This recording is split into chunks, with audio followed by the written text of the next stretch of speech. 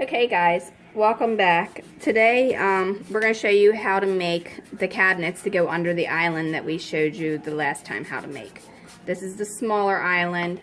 If you didn't see that tutorial, you can also find the larger island as well, and how we did that on my YouTube channel or on my website.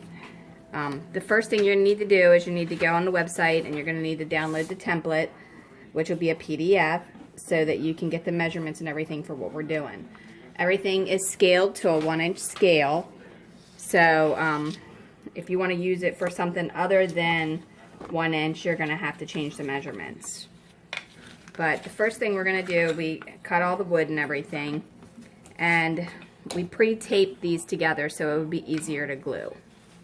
Once we have it taped together, then what we're going to do is we're just going to kind of bend it over and apply glue here, here, here, and here. And then there's going to be a piece to go in the middle, and we're going to attach that. Alright, once you have it glued, you want to take some clamps and you want to clamp it so it stays in place.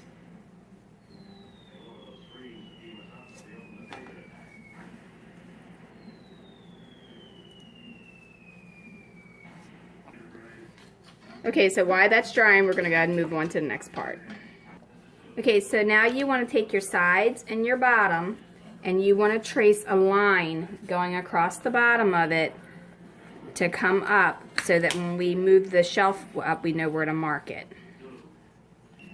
Okay, so this is a 1/2 inch, so you want to use that same piece of wood and you want to mark that to be a 1/2 inch so you can have your shelf sitting right there.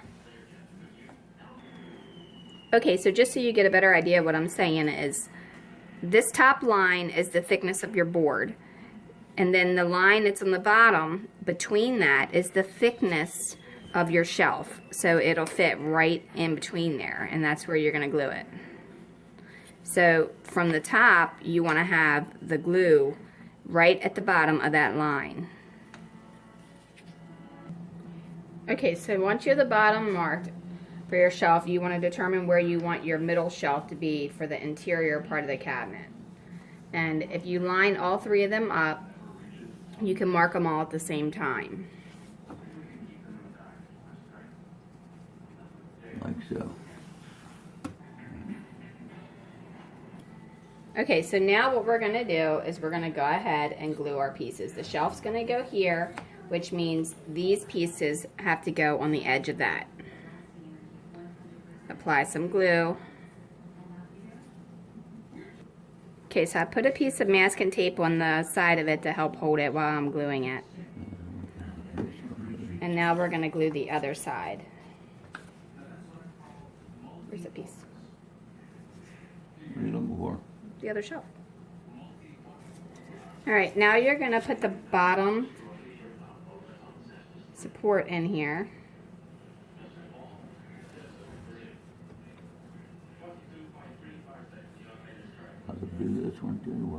And then we're going to put this one in here as well. Alright, so once you have it on the line, then you want to take some masking tape and hold it until it dries. Okay, so it should look like this once you have the masking tape on it to hold it until it dries. It's very important to keep it together, because if you don't, it's not going to work out when you finish the project. So I'm going to also add a bead of glue going around here just to help secure it. If you notice, the shelf is completely around on that line that we drew, and the inside one's exactly the same. Okay, now you do have the option to cut an additional bottom part and glue it to the top inside here, if you want to do that for extra support, or if you want to do that as opposed to making the countertop. Alright, now we're going to let this dry and then we'll work on the doors. Okay, so another option you can do with this, if you cut the alternative piece, you can turn this cabinet into, before you put the front faces on, by making it just like a nook area or a breakfast bar, or you could just have a wide 3-shelf or 2-shelf and then a top shelf as just like a shelf in your kitchen or whatever. You don't need to put a face on it. But we're going to do the face, and then we put that extra bead of glue around the bottom of it to help hold it. Okay, so now you want to mark where you want to put your hinges.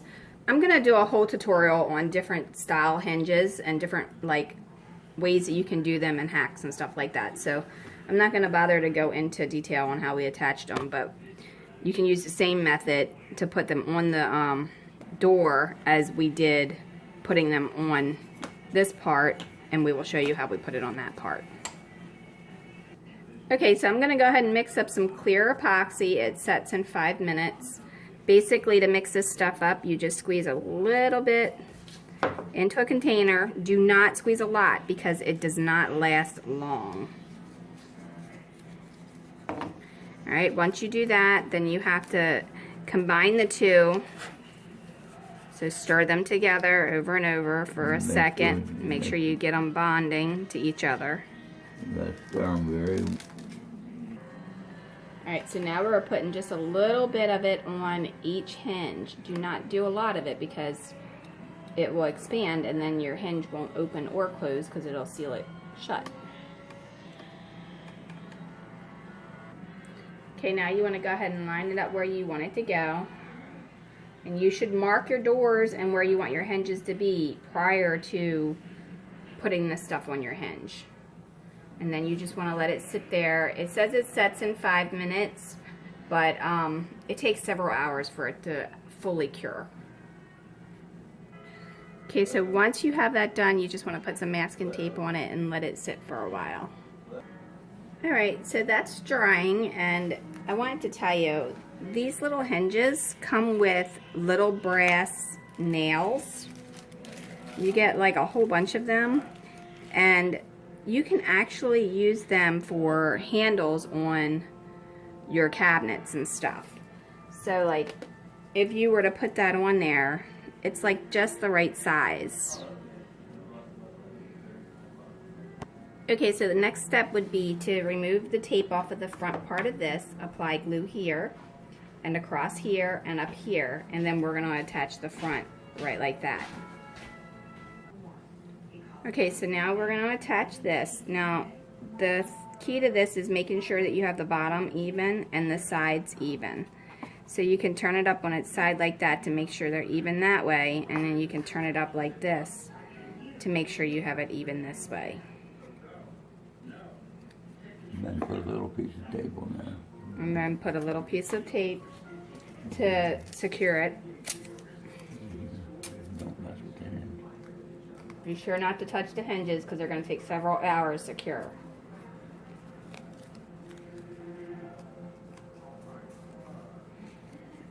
And then you'll let that dry. Okay, so now I want to put some glue around the whole top of this so we can attach the countertop. Okay, so now what you want to do is you want to mark this here, which is the bottom side of your countertop, and it's 2 by 4.5 on the bottom side. So you can mark it 5/32 if you want to be critical about it, or you can come in 3 1/16, whichever is easier for you. Both of them will work just fine. And remember to put the right.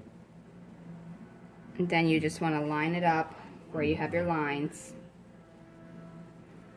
Yeah, it's easy to put it on upside down, but your shelf, the bottom shelf will be here. When you turn it over, it'll be correct. Okay, and I put the extra glue around there, so now since I got it upside down, I'm just going to put a little bit of glue right here just to help secure that.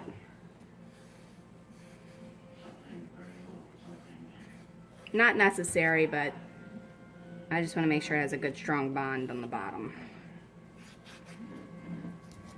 You could do the same thing with that. Yeah, and you can glue it all the way around the edge on the bottom as well. Okay, so this is what it'll look like when it's finished, and the doors will actually open and close, but right now we're going to let that sit for a couple hours so it can fully cure. And then you can paint it or stain it or whatever, but if you're going to stain it, make sure you remove all of the glue or use glue that can be sanded down and stained.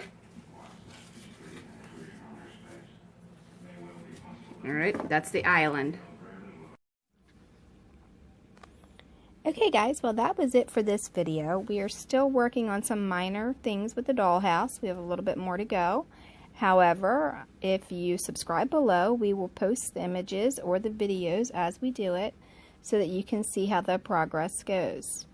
Also, if you subscribe, we'll have the tutorials that we'll post as well, and you'll be able to see them. And we plan on making some furniture and a few other DIYs, so you don't want to miss that. And also, if you go on our Facebook page under Dollhouse Miniature Madness and Tutorials, you will be able to find lots and lots of pictures of everything that we've done, along with a few other things. And then, you know, you can comment there or you can comment below.